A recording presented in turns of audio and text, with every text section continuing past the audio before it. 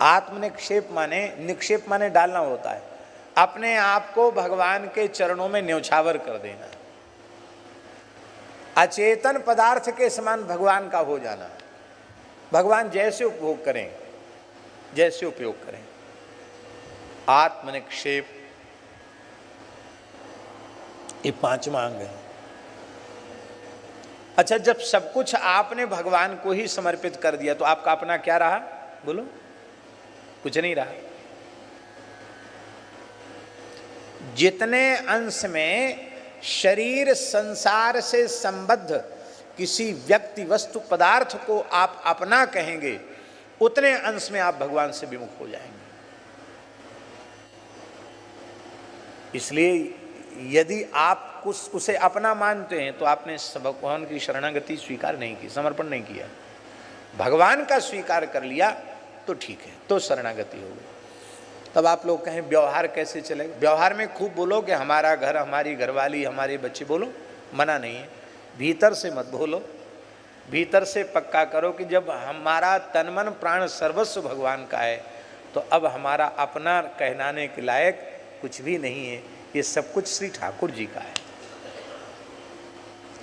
होता भैया जी उल्टा है, यहाँ से तो मानते हैं अपना और यहाँ से बोलते हैं हमारा कुछ नहीं है, सब भगवान का है। रोते गाते काहे को हो भाई? विदिशा जिले में एक महात्मा थे, रामानंदी साधु थे, बहुत अच्छे महात्मा थे। शाम को 1 घंटे महाराज जी वो बैठते थे बाहर, और उतने समय में सत्संग होता था। सत्संग कैसा होता था? कोई एक पढ़ा लिखा आदमी रामचरितमानस की चौपाई बांसता और नीचे लिखा हुआ हिंदी अर्थ बांसता, बस वो 1 घंटा सत्संग होता था। थोड़ी देर कीर्तन हुआ और फिर मिश्री, बतासा, चनौरी जो भी कोई ले आया उसका प्रसाद बढ़ जाता था। महात्मा भीतर चले जाते थे। एक ऐसे ही कोई शायद लोहार या बाढ़ी वगैरह जाति का कोई बाड़ा था, गरीब आदमी का, उसी को उसमें रहते थे, खपरेल मकान था, उसमें रहते थे। केवल शाम को 1 घंटे, उसमें भी अन्य चर्चा नहीं, केवल सत्संग। बड़ी श्रद्धा थी लोगों की। एक सज्जन सत्संग में पहुंच गए और उनका छोटा बच्चा भी था साथ में। बच्चा कितना छोटा होगा? ये जो 3 बैठे हैं उनमें जो इधर छोटा वाला होगा शायद उतना छोटा होगा। तो बालक और बंदर एक ही होते हैं। कोई कोई बालक तो भारी चंचल होते हैं, महाराज नाक को दम कर दें। वो बालक ऐसे ही था, बंदर से बढ़ के था वो बच्चा। वो कभी किसी की तरफ जीभ निकारे, किसी की तरफ मुंह चिढ़ावे, किसी के कंधे पे चढ़ जाए, कभी लौट जाए ऐसे। और महात्मा को बड़ा विक्षेप हुआ कि कभी ऐसा हुआ नहीं, ये तो आज तो एक छोटे बच्चे ने उपद्रव कर दिया। जब ज़्यादा ही विक्षेप हुआ, बाँचने वाले को भी, किसी सुनने वाले को भी, 3-4 साल का बच्चा होगा। तो महात्मा जी ने थोड़ी कड़ी आंख दिखाई, डांट कर, ए बच्चे चुप, हिले डुले मार पड़ेगी। छड़ी दिखाई उसको। उस बच्चे ने अपने बाप की तरफ देखा कि पिताजी कुछ हमारा पक्ष लेके कहेंगे। पिताजी क्या बोले इतने बड़े महात्मा के सामने?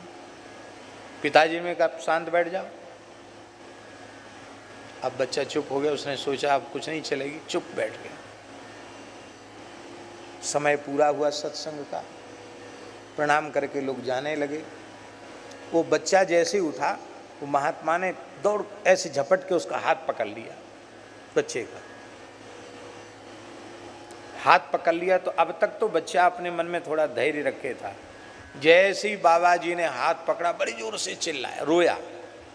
अब तो रो भी नहीं रहा था डर के मारे, वो रोया बड़ी जोर से। रोया तो सब लोगों ने कहा महाराज जी क्यों उसका हाथ पकड़ा? उसके पिता ने भी कहा आप इसका हाथ क्यों पकड़ रहे हैं? बच्चा रो रहा है, देखो आपने एक तो इतनी जोर से डांट दिया, अब रो रहा है बेचारा। तो महात्मा जी बोले भाई देखो, अब रोवे चाहे गावे, थोड़ी देर पहले हमने पूछा था कि ये किसका बच्चा है, तो तुमने ही हाथ जोड़ के कहा था महाराज आपका ही है। क्या कहा था? आपका है। अब हमारा बच्चा है, अब हम चाहे रुआवें चाहे हंसावें, अब हमारा बच्चा हमको छोड़ के कहाँ जाएगा? आपने इतने लोगों के सामने कहा तो झूठ तो नहीं बोलोगे आप? आपने कहा, हमने किसका बच्चा है? आपने कहा महाराज जी आपका ही है। तो अब हमारे बच्चे को आप क्यों ले जाएंगे? अब रोए हो चाहे हंसे, वो तो यहीं रहेगा। अभी हम भी बुढ़ापे में चेला की जरूरत थी, अच्छा हुआ तुमने कह दिया कि ये हमारा नहीं आपका ही है। वो आदमी भी घबरा गया, उसने कहा महाराज हम तो पहली बार सत्संग में आए, बड़े खतरनाक बाबा जी हो आप। हमारे 10-5 होते तो हम भले ही कह देते बाबा जी रख लो कोई बात नहीं, और एक का ही है तो आप ले लोगे, हमारा क्या होगा? बोले ये सब हम कुछ नहीं जानते कि तुम्हारा क्या होगा हमारा क्या होगा। हम इतनी बात पूछ रहे हैं कि हमने तुमसे पूछा कि किसका बच्चा है,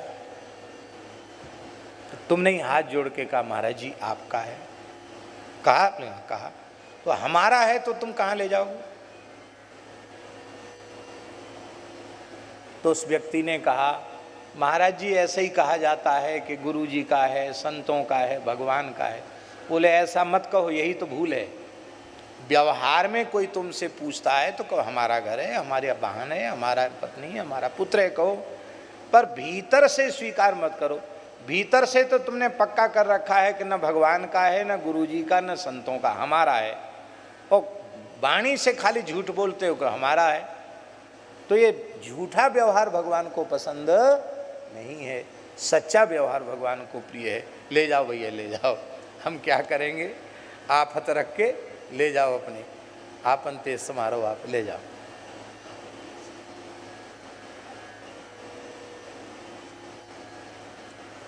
ये घटना हम इसलिए सुना रहे हैं कि हम लोगों को भीतर से ये स्वीकार कर लेना सब कुछ भगवान का है, और वस्तुतः भगवान का ही है। बोलो धरती किसकी है? सूर्य चंद्र किसके हैं? सब कुछ भगवान का ही है। और ये सच्ची बात हृदय से स्वीकार कर लेने में कोई हानि नहीं है। झूठी बात लाख बार कहोगे कि सच्ची है तो भी तो झूठी रहेगी, और सच्ची बात तो सच्ची ही है। उसको सरलता से केवल भीतर से स्वीकार करना सब कुछ भगवान का है। इसी का नाम है महाराज जी आत्मनिक्षेप। ये हो जाए फिर तो आनंद है, मौज है।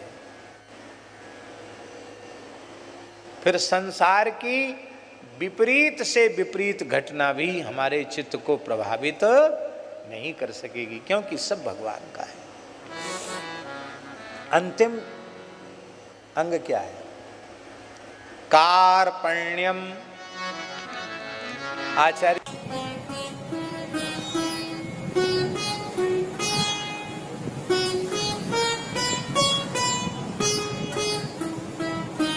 श्री सीताराम प्रतिदिन सत्संग एवं दर्शन के लिए श्री महाराज जी के ऑफिशियल चैनल को जरूर सब्सक्राइब करें।